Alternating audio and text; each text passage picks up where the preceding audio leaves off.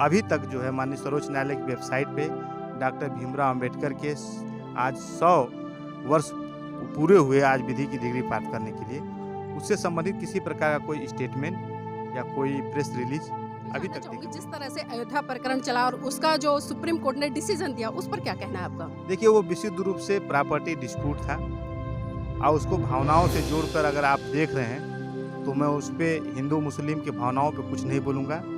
माननीय न्यायालय ने तो संविधान सभा के लोगों ने बहुत ही अच्छा संविधान बनाया है। न्यायपालिका को बहुत शक्तियाँ दी गई हैं। 142 में इतनी शक्ति दी गई है कि न्याय के हित में चाहे तो माननीय जज साहब कुछ भी कर सकते हैं।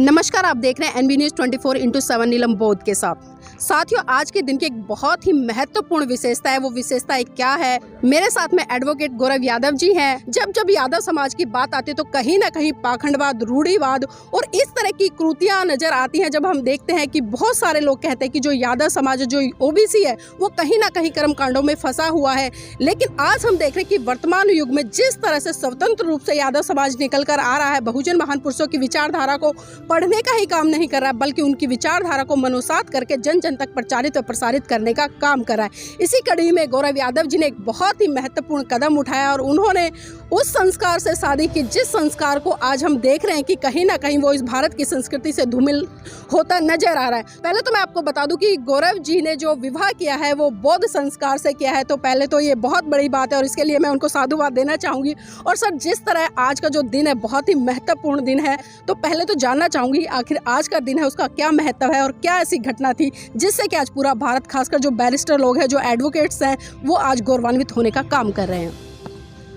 देखिए जी, समानता के नायक, मानवतावादी, करुणा, मैत्री, दया और देश ही नहीं विश्व में लोगों में त्रिशरण के सिद्धांत को सरल रूप से शिक्षित बनो, संगठित बनो, संघर्ष करो को आत्मसात करने वाले डॉक्टर भीमराव अंबेडकर को आज ही उनको बैरिस्टर की उपाधि मिली थी। ये 100 वर्ष है और मुझे ये सौभाग्य है कि पिछड़ों के आंदोलन से जुड़े हुए बीपी मंडल साहब का और बाबा साहब को आज जो बैरिस्टर की डिग्री मिली थी, दोनों सत्र को उद्घाटन करने का मौका मिला है।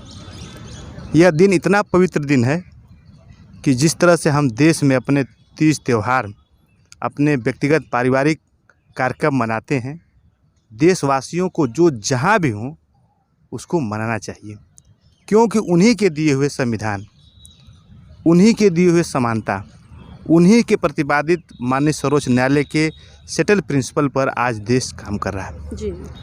आज माननीय सर्वोच्च न्यायालय के प्रांगण में भारतीय विधि संस्थान में जो कार्यक्रम हो रहा है, आपका चैनल नीलम जी, आप बहुत बहुत विचारधाराओं से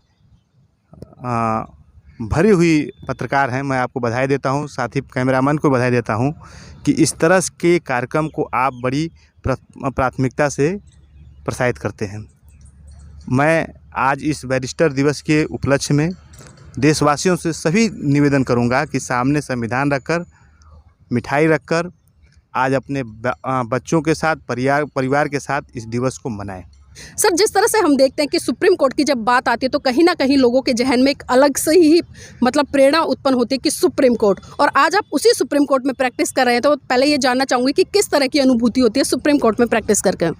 देखिए जी, हम एक उत्तर प्रदेश के बहुत ही पिछड़े ज़िले आजमगढ़ से आए हैं और हमारे दादाजी जो है गाय चराते थे, पिताजी हमारे अध्यापक थे, लेकिन उनकी सोच थी कि हमारे बच्चे जो है डॉक्टर भीमराव अंबेडकर की विचारधाराओं पे चल के माननीय सर्वोच्च न्यायालय में प्रैक्टिस करें। मैं बिहार के 5 लाख और उत्तर प्रदेश शिक्षा मित्रों का मैं वकील रहा हूँ, तो समाज में माननीय कोर्ट से बड़ी उम्मीदें हैं। जब वो डिस्ट्रिक्ट कोर्ट से, उच्च न्यायालय से और सर्वोच्च न्यायालय में आते हैं तो बड़ी उम्मीद है और उससे ज़्यादा जिम्मेदारी यहाँ के न्यायमूर्ति लोगों की है। देश के जो संविधान है उसकी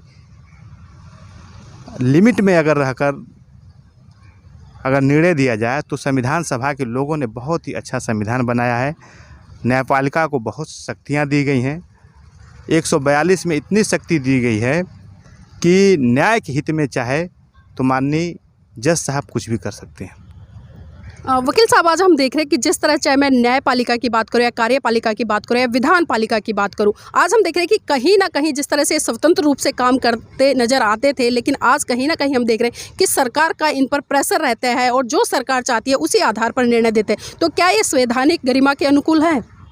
देखिए मैडम, हम सुप्रीम कोर्ट के इस प्रांगण में से बोल रहे हैं और जहाँ तक मैं समझता हूँ कि ये एक लोग आरोप लगा रहे हैं कि सरकार, न्यायपालिका जो है सरकार के दबाव में है, लेकिन मेरे अब तक के व्यक्तिगत वकालत की पीरियड में कोई ऐसा पक्ष नहीं आया। यदि हमारी केस विधि अनुरूप है, विधि के समकक्ष है, तो उसी निर्णयों को सोशल मीडिया पे हाईलाइट किया जा रहा है कि देखो जी ये दबाव में कर दिया, दबाव में कर दिया गया। इस चेयर पे बैठने वाला आदमी जो है ना, आर्थिक, मानसिक हर तरह से स्वतंत्र होता है, वो किसी के दबाव में आने वाला नहीं होता है। ये मैं आपसे अपने व्यक्तिगत अनुभव और जो मैं देख रहा हूँ उसको देखते हुए कह रहा हूँ। जिस तरह से अयोध्या प्रकरण चला और उसका जो सुप्रीम कोर्ट ने डिसीजन दिया, उस पर क्या कहना है आपका? देखिए, वो विशुद्ध रूप से प्रॉपर्टी डिस्प्यूट था और उसको भावनाओं से जोड़कर अगर आप देख रहे हैं तो मैं उस पर हिंदू मुस्लिम के भावनाओं पे कुछ नहीं बोलूँगा। माननीय न्यायालय ने जो उपलब्ध दस्तावेज थे उसके आधार पे न्याय निर्णय दिया है। लेकिन दस्तावेज की जिस तरह से बात की, तो जहां खुदाई हो रही थी वहां पर हम देख रहे कि जो बुद्ध के अवशेष थे वो बहुत ज़्यादा संख्या में मिल रहे थे, लेकिन उसको आधार ना बनाकर बल्कि हिंदू आइडियोलॉजी के उसमें समर्थन में ये फैसला गया।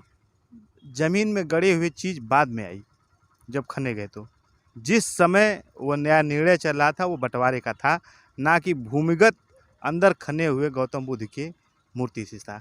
तो वो प्रकरण नहीं था, बाद में आया तो उस पर कास्ट भी लगी थी, माननीय कोर्ट ने लगाया था। तो वो विशुद्ध रूप से मामला अब डिस्पोज ऑफ हो गया है और अवशेष मिल रहे हैं। इस पृथ्वी को आप जितना खनेंगे कहीं ना कहीं कुछ मिलेंगे ही। जिस तरह से ईवीएम का मुद्दा बार बार उत्पन्न होता है और बार बार दबा दिया जाता है और बहुत सारे मतलब यहाँ पर लोगों ने पिटीशन फाइल भी की है, तो उसको किस तरह से देखते हैं? देखिए, ईवीएम का मामला जो है ना, एक प्रोएक्टिव केसेज होती हैं, जिसे वही लोग फाइल करते हैं वही लोग वापस भी ले लेते हैं। मुझे एक केस में अपीयर होने का अवसर मिला है, बामसेब की केस थी, तो उसमें जो वीपी पैट लगा हुआ है वो केस में लगा हुआ है लोगों ने। ईवीएम एक विशुद्ध रूप से इलेक्ट्रॉनिक डिवाइस है, उसमें क्या कमियां हैं, क्या खामियां हैं, उसको उससे संबंधित लोग ही पूरा करें तो ठीक है। सर, हमारे साथ में कई सवाल आते हैं हमारे सामने, क्योंकि दर्शक पूछते हैं, तो मैं सुमोटो केस लेते हैं तो इस तरह की जो संस्थाएं होती है, समाज में बहुत सारी घटनाएं ऐसी घटती है कि जिसपे कि सुप्रीम कोर्ट को तुरंत संज्ञान लेकर उस पर फैसला देना चाहिए, लेकिन हम कहीं ना कहीं देखते हैं कि सुप्रीम कोर्ट भी ऐसी जो घटनाएं हैं उनका संज्ञान नहीं लेता। आखिर इसके पीछे कारण क्या है? देखिए जी, माननीय कोर्ट को जो है बाबा साहब के बनाए हुए संविधान में अनुच्छेद 142 में शक्ति दी गई है कि न्याय के हित के लिए किसी भी केस को कहीं भी हो हस्तांतरित कर सकती है, उसकी सुनवाई कर सकती है और न्यायालय के समक्ष किसी पत्र के माध्यम से, पत्रिका के माध्यम से, इलेक्ट्रॉनिक मीडिया से लगता है, यदि न्यायमूर्ति को ये लगता है कि ये जनहित का मामला है तो उसको अब सुओ मोटो ले लेती हैं। कोविड में किसी ने एक भी लेटर नहीं लिखा, लेकिन माननीय कोर्ट ने उसका स्वतः संज्ञान लेके जो है केस किया है।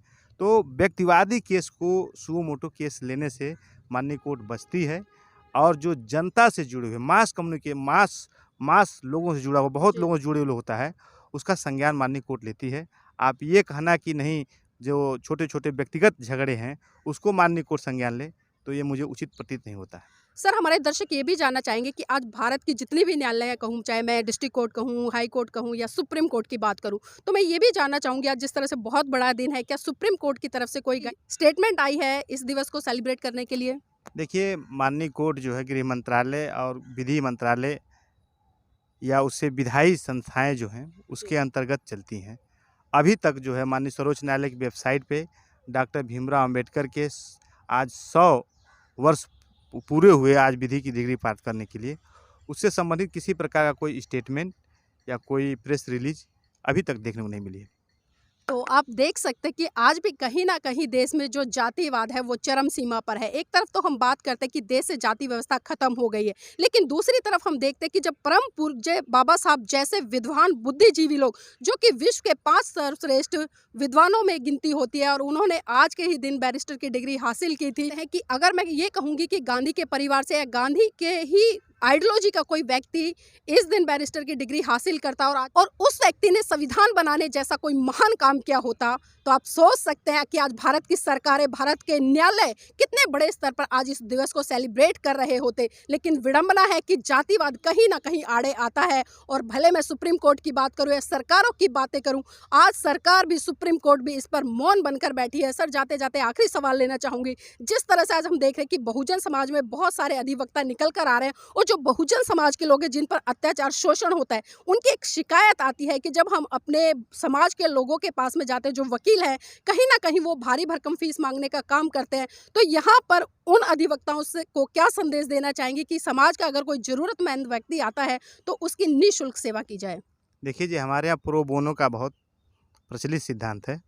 और जो भी अधिवक्ता अच्छी कमाई करते हैं वो निश्चित रूप से प्रो बोनो, जो नीडी लोग हैं, उनको करते हैं।